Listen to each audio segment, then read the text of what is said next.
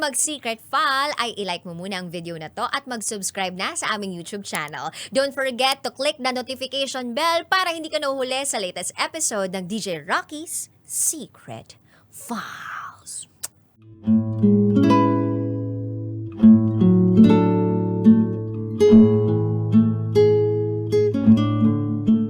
Pagdating ni Bunso sa buhay namin, wala na silang pakialam sa akin. Dear Titan Jello at Rakitera, tago nyo na lang po ko sa pangalang Greg. 22 years old at ito ang aking secret file. Pagod na po ako dahil ilang taon na ako nagtitimpi. Nagtatanim ng galit sa mga magulang ko, lalo na sa tatay ko. Simula bata pa ako, hindi na maganda ang trato nila sa akin. Ngayon lang ako nagkaroon ng lakas ng loob kasi umabot ako sa puntong nasosobrahan na ang mga nararanasan ko. Mga kabisyo, DJ Rocky at Titan Jello, panganay ako at dalawa lang kaming magkapatid. Pero noon pa man, simula noong ipanganak ang bunso kong kapatid, nagkaroon na ako ng kaagaw sa atensyon ng mga magulang ko. 8 years ang age gap namin. Napansin ko na nagmula noon ay parang wala na akong masyadong nararamdaman na appreciation sa aking parents. Yung feeling na hindi ako paborito. Naagawan na ako ng pansin ng kapatid ko. May kahati na ako sa lahat ng bagay. Sa totoo lang, naiinis ako pero kailangan kong tanggapin kasi gustuin ko man o hindi, kapatid ko ang kaagaw ko. Mga kabisyo, habang lumalaki kami ng kapatid ko, naramdaman kong lalong lumalayo ang kalooban ng mga magulang ko sa akin. Minsan, nakabasag ako ng baso ng kapatid ko nang hindi ko sinasadya. Ewan ko sa tatay ko pero pinalo niya ako ng pinalo ng dahil lang dun. Ba't ko raw binasag? Ba't hindi daw ako nag-iingat? Sa totoo lang, DJ Titan Jello at DJ Rocky, hindi ko naman sinasadya. Nabasag ko lang naman pero grabe naman ang pamamalo na dinadanas ko. Dahil doon, naisip ko na masyado namang malupit ang aking magulang pagdating sa akin. Nasa isip ko din kung yung bunso kong kapatid kaya ang nakabasag, mapapalo rin kaya ng ganong kalala. Mga kabisyo, DJ Rocky at Titan Jello, fast forward sa teenage years ko. Nasa high school na ako nito at nasa elementary ang kapatid ko. Hindi sa pagmamamayabang pero may angking talino naman ako. Umangat ako sa klase namin at umabot sa top 5. Pero ni minsan, hindi ako nakarinig ng proud sila sa akin. Pero yung bunso kong kapatid, kahit hindi nagtatap, believe na believe sila. Dito na ako nagtanong sa sarili ko, ano ba ang meron sa akin, ba't hirap silang magustuhan ako? Dati hindi naman sila ganito sa akin noong ako pa lang ang anak nila. Pero pagdating ni Bunso, nag-iba na ang ihip ng hangin. At dumating ang point na napupuno na rin ako sa mga ginagawa nila. DJ Rocky, DJ Titangelo, naisip ko na what if hindi na lang ako magpakatino? What if ubusin ko na lang talaga ang pasensya nila? What if itodo ko na lang ang magpakasira ulo upang magkatotooan lahat ng mga sinasabi nila at paggalit nila sa akin? Pero ang tanong ko, mas magugustuhan kaya nila kung gagawin ko yung ganung bagay? Mga kabisyo, 4th year high school, sumali ako sa isang fraternity. Bawal sa school namin pero ang ginawa ko, patago kong sumali. Pero sa hindi inaasahang pagkakataon, nalaman ng school admin na suspend ako.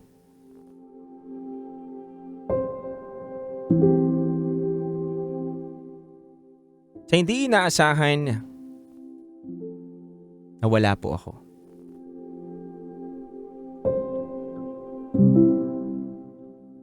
Nawala po ako sa pag-aaral at nagalit po ang aking tatay. Walang pinagkaiba. Gulpi sarado na naman ako, mga kabisyo. Kaliwat kanan ng sampal sa mukha ko at 3 suntok sa tiyan ang ininda ko. Ang tanong, ba't ko raw ginawa yun? Sinasayang ko lang daw ang pinapaaral nila sa akin. Magpaliwanag daw ako kung bakit daw sumagi bigla sa isip ko na sumali ako ng fraternity. Pero hindi ako nagpaliwanag.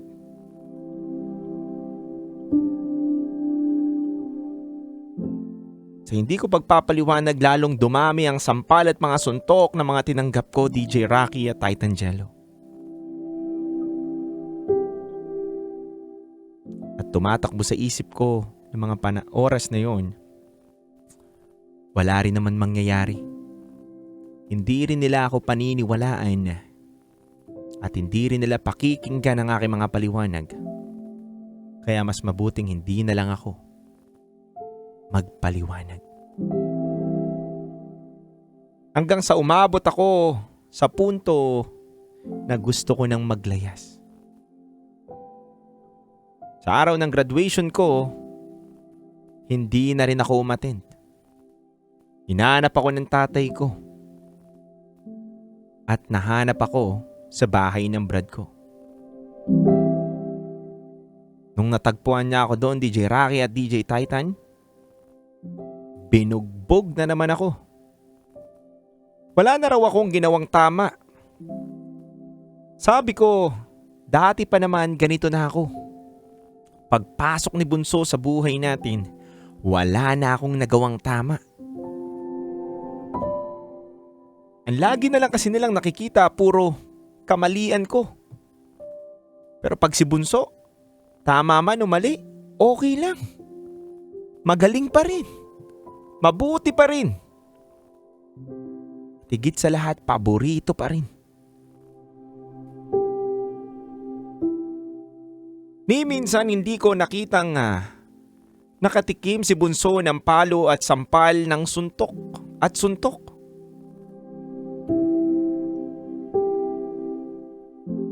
Nakakasama lang ng loob, mga kabisyo at DJ Rocky at DJ Titangelo. Kaya ang ginawa ko, hindi ako napilit ni tatay at nanay na sumama sa kanila para umuwi. Sinabi ko sa sarili ko, kailangan ko munang dumistansya.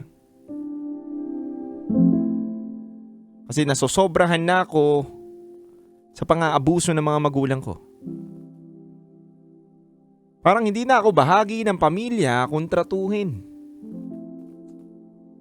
Di ba dapat ang mga magulang ang unang poprotekta sa'yo? Sila ang dapat unang magpapakita ng pagmamahal. Pero, ba't sila pa ang unang nasusuklam sa akin? Ba't ang tatay ko pa ang unang magpapatikim sa akin ng kalupitan sa mundo?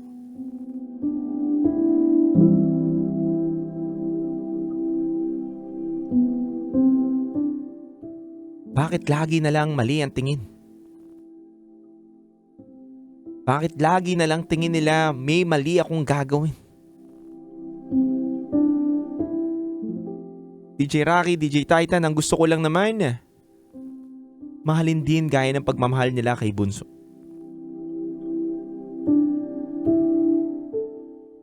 Ang tanong ko nga sa sarili ko, ba't ganito kahirap manglimos ng pagmamahal?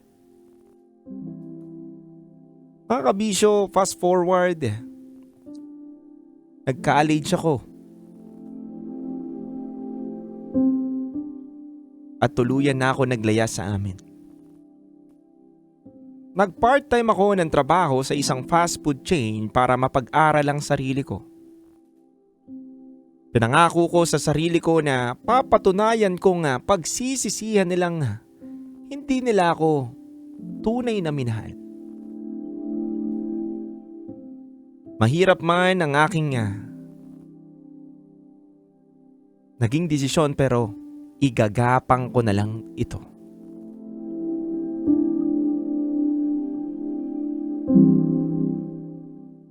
Hindi naging madali ang aking buhay, DJ Rocky at DJ Jello, dahil nanlimos, nakiusap, nakitira kung kani-kanino at nangalakal ng tira-tirang pagkain. Lahat yun, ginawa ko. Pero sa kabila ng lahat ng yun, lahat ng paghihirap, lahat ng pagsasakripisyo, nakapagtapos ako ng kolehiyo. Naka-attend ako ng graduation at ako lang mag-isa. Walang magulang na nandoon. Kasi nasa isip ko that time, hindi rin naman nila deserve makita yung tagumpay ko.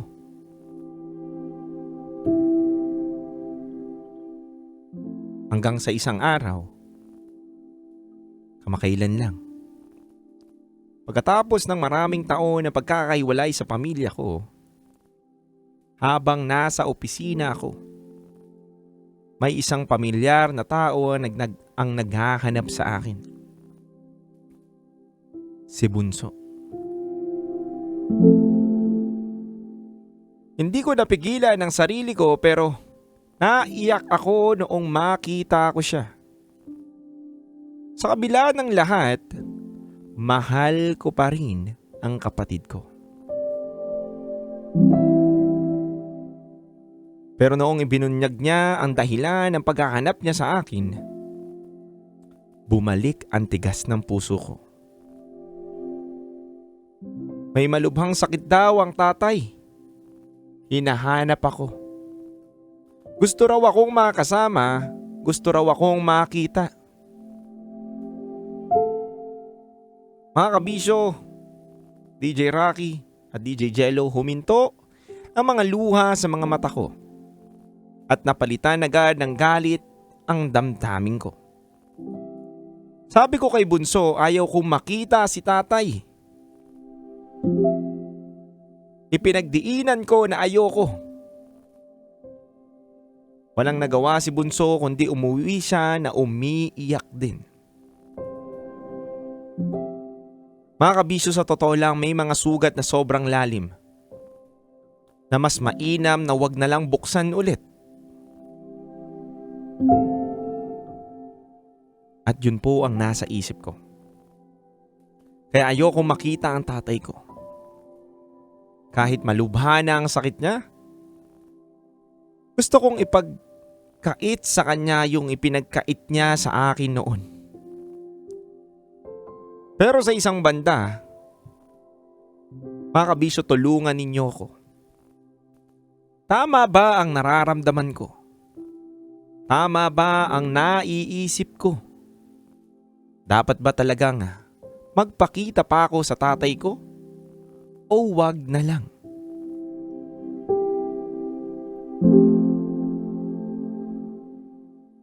Dahil natatakot ako, baka masaktan ulit ako. Mga kabisyo, hingi lang sana ako ng kaunting payo ninyo. At baka sakaling magbago ang isip ko. Handa po akong makinig sa mga sasabihin ninyo. At ngayon pa lang, maraming salamat at hanggang dito na lang. Muli, ako si Greg at ito ang aking Secret File.